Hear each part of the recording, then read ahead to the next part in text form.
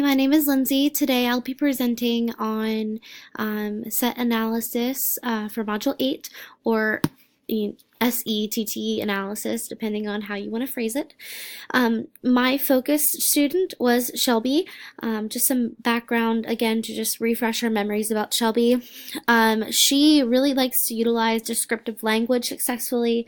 She's successful in freestyle writing. She has strong fluency skills. However, she lacks cohesiveness in writing, so fluidity, structure. She also is a bit restricted when it comes to her comprehension of textual themes. She strongly avoids sentence structure, citations, prompts, and syntactic structure. But that goes back to her being successful in freestyle writing and still utilizing descriptive language and having those fluency skills. She's also very unresponsive to reading out loud. That could partially be contributed to her reading level not being up to a level that she may prefer. She also enjoys when she's feeling frustrated or overwhelmed. She enjoys using journaling as an outlet and utilizing that freestyling. So I'm just going to go ahead and jump right into the questions. I already kind of answered the first question that you prompted us with by giving a description about Shelby. What are your students' abilities and difficulties related to reading and writing based on the scenario you offered? I think I kind of touched on that. I really think that while she does, she's having some difficulties in her fluency skills, her textual themes, syntactical usage and everything. I really think there's growth in offering her the fact, well, not growth, there is success in the fact that she does have this enjoyment of freestyle, using descriptive language, and everything that could be useful to helping her in these areas that she's feeling a bit overwhelmed in. What are some things that I'd like to know? I would really like to know if she uses this journaling outlet that we discussed in the scenario throughout the day. Is this something that she can use in different subjects to help her in, say, math, and science? Is this something that she keeps, say, a composition notebook throughout the day to just kind of jot in if she needs a moment to herself? I know that she enjoys freestyle writing, so are there different free texts that she prefers to read over other ones?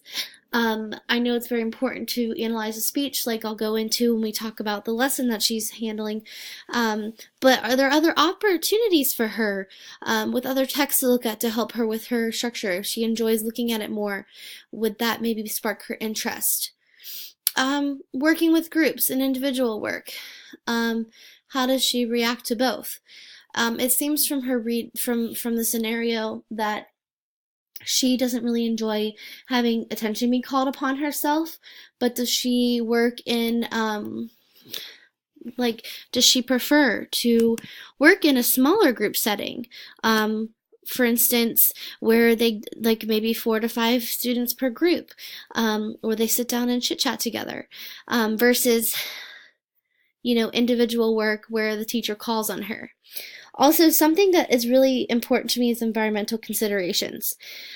This impacted me and also my little sister, who can get overwhelmed or frustrated.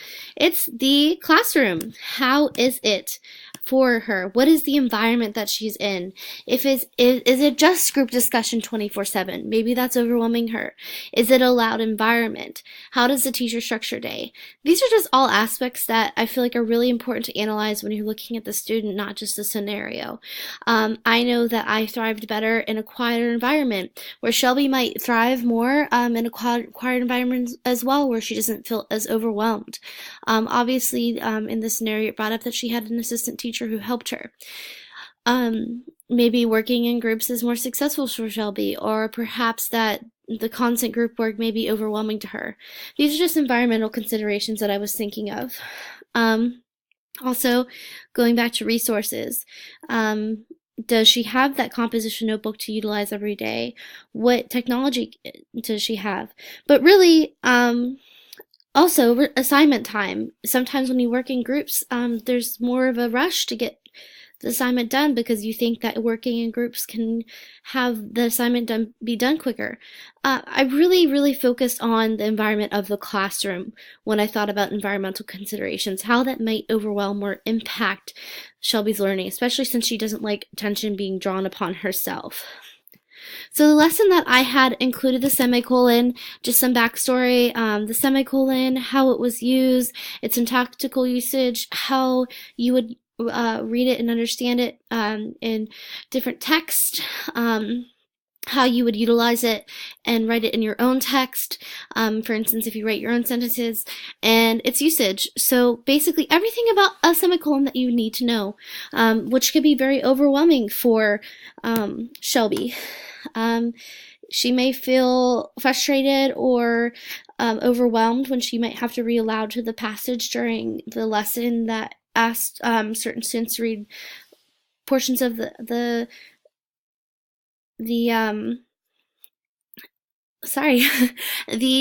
text aloud. There are portions where they need to read the text from Martin Luther King out loud. She may have feel a rush to process the thematic structure of the speech and the purpose of the speech. So those are something that I feel like may be overwhelming for her. She may also be overwhelmed with the writing structure. This includes things such as sentences structure, citation, prompts, or syntactic structure. So really being split up into those groups, then asked to kind of analyze this text and analyze the usage of the semicolon, I really think can be overwhelming for her in general, and just something to consider during this whole group focus of analyzing this text from MLK. These are all things I was considering when I was looking into how I could make this lesson beneficial and also easier on, not easier, but more applicable to Shelby's enjoyments in writing, and also to maybe help her feel less overwhelmed and more focused and less stressed. And so here's a few AT options that I really narrowed my focus on and considered. This is after discussion. I really just want her to have the time to process, understand, and utilize the use of the semicolon in her writing, while also noting its purpose in others' writing, such as Martin Luther King. So comprehension was really important to me. So just a few options for her. Extended times offer, but that's more of differentiation versus AT. So just some options I considered, and we talked about this in our discussion, but blinders. So maybe giving her a chance to either, say, highlight her text with a highlighter, or also using pieces of cardstock to kind of blank out certain portions of the passage for her to kind of look at. Something I also used to actually do for me, because I struggle with comprehension, is printing out the text in double space font. So like when we double space our papers, giving her that extra room to kind of write or circle or edit her papers, or her text that's in front of her, with larger room to kind of do that, can be helpful at times. I didn't include a picture of that, but that's just something I would consider, that extra space. A highlighter and cardstock, depending on what may work best for her. I know there's that worry that she doesn't want to draw attention to herself.